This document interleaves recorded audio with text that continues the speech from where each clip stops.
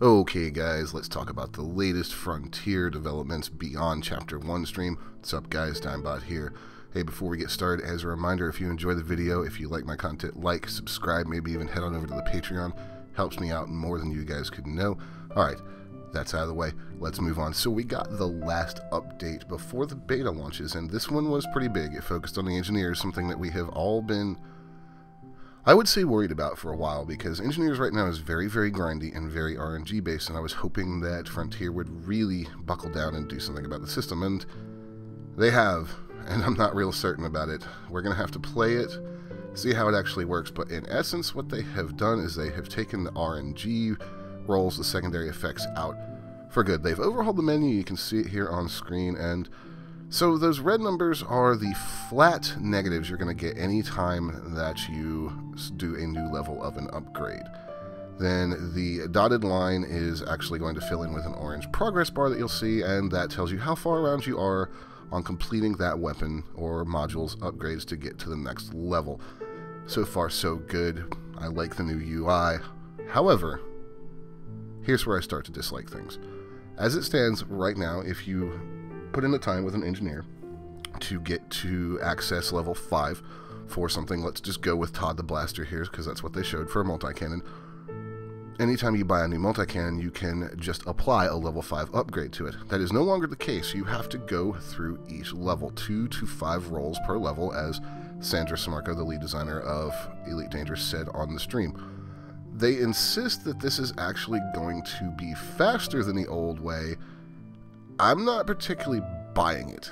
I do actually believe them that these weapons will come out more powerful than the previous system due to the removal of the secondary effects, unless you have a super good god roll.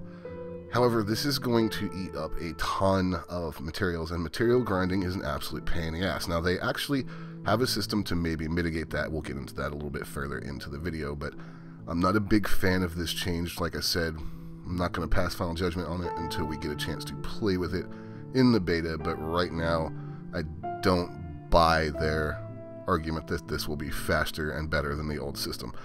One thing I do like is that experimental effects are changing, and a lot of them are actually the old secondary effects as well as some new ones.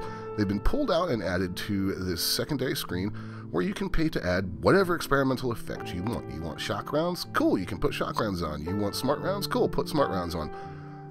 That I like, and they're going to be experimental effects for all other modules as well. We'll have to wait and get a look at those, but this change I am wholly in favor of, and you can swap them out on a whim, so that's good.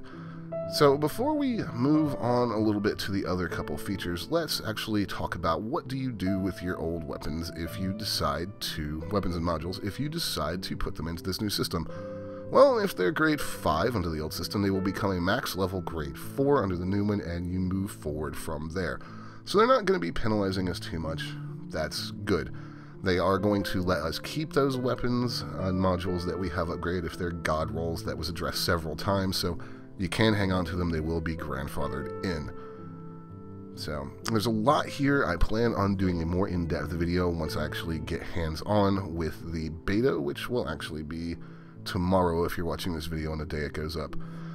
Now then, let's talk about the brokers. They showed these off. There are several brokers. They are for each different type of inventory commodity. So materials, well, what is it, minerals, data, manufactured components, and you can exchange up and down for different resources.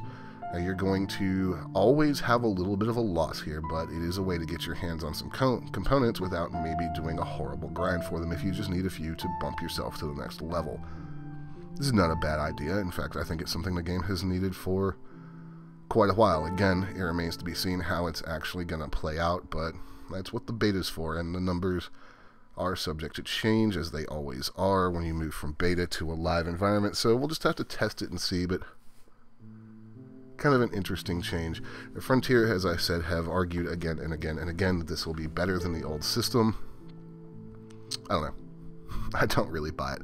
Again, we'll have to play it and see, but that's just kind of a brief top-level look at that.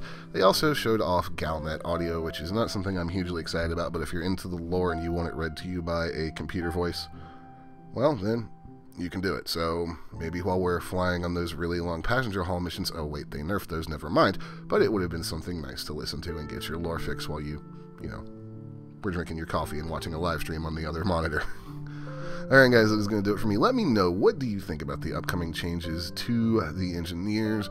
You're looking forward to seeing us play around with it or play around with it yourself? Let me know in the comments below. I look forward to doing a few videos on it this weekend, and we'll try to dig in as in-depth as we can and get you guys some good information. But for now, that's going to do it for me. My name's been Dimebot. See you guys next time.